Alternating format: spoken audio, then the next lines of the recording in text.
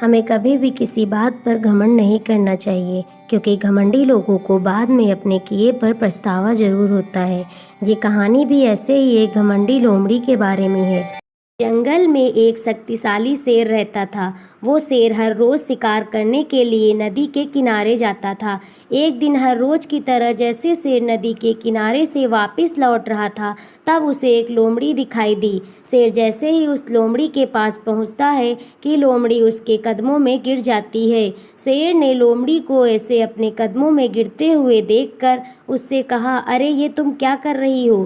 तभी लोमड़ी ने उसे कहा कि आप तो महान हो, आप तो हमारे जंगल के राजा हो, मुझे आप अपना सेवक बना लीजिए, मैं आपका काम पूरी निष्ठा से करूंगी।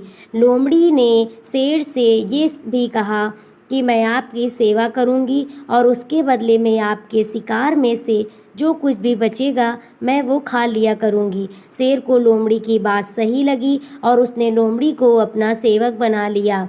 जब भी शेर शिकार करने जाता था, तब वो अपने साथ उस लोमड़ी को भी ले जाता था। इस तरह दोनों साथ समय बिताने लगे और देखते ही देखते दोनों में बहुत अच्छी दोस्ती हो गई।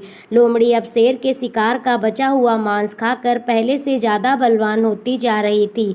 एक दिन लोमड़ी ने शेर से कहा, अब तो मैं तुम्हारे जितनी ही बलवान हो गई हूँ, इसलिए मैं आज हाथी पर वार करने के बारे में सोच रही हूँ। मैं आज हाथी पर वार करूँगा और मेरे खाने के बाद जो मांस बचेगा वो तुम खा लेना। शेर को लगा कि ये लोमड़ी मेरे साथ दोस्ती में ऐसा मजाक कर रही है, लेकिन बात तो ये थी कि लोमड़ी को अपनी शक्ति पर कुछ ज़्यादा ही घमंड हो गया था। वो अपने आप को शेर के बराबर मानने लगी थी। लोमड़ी पेड़ पे चढ़कर बैठ जाती है और हाथी का इंतजार करने लगती है।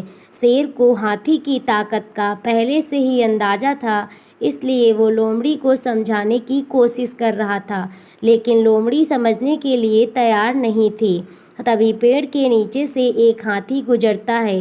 हाथी को देखते ही लोमड़ी उस पर हमला करने के लिए कूद पड़ती है, किंतु लोमड़ी ने छलांग सही जगह पर नहीं लगाई, इसलिए वो हाथी के पैरों में गिर जाती है। हाथी ने जैसे ही अपना पैर बढ़ाया, वैसे ही लोमड़ी उसके पैर के नीचे से कुचल गई।